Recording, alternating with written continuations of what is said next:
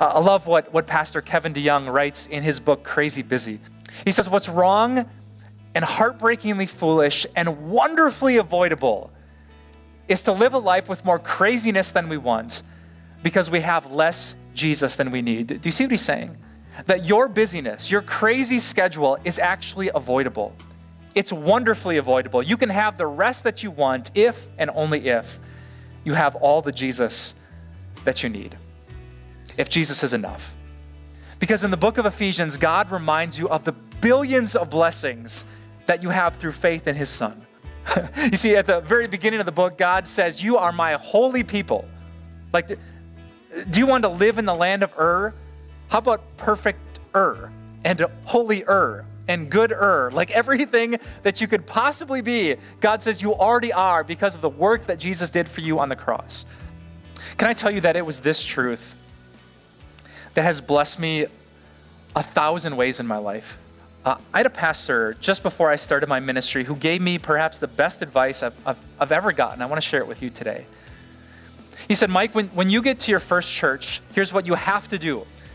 You have to go into your first church leadership meeting and ask everyone in the room how many hours you should work. And I said, I'm not going to do that. I said, everyone at the church is going to think I'm like a lazy graduate of the seminary who's just trying to skim by with the minimal amount of work. My pastor said, no. He's like, what you're doing is you're finding out what faithfulness looks like. So you're not a slave to some cloudy answer of what it means to be a good pastor. He says, figure out what the number is, work hard, and then rest.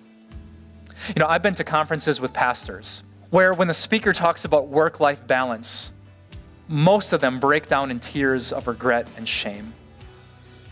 The souls that they've neglected, the wives and the children who've had dinner alone too many nights. And I looked around and I thought, thank you, God, for that advice. Will some people be disappointed? Sure. But guess what? Christ is enough for me. Well, some people think you should work more than that to be faithful. I'm sure. But I don't need their approval. I have Jesus Christ. And I want to ask you to do the same thing this week.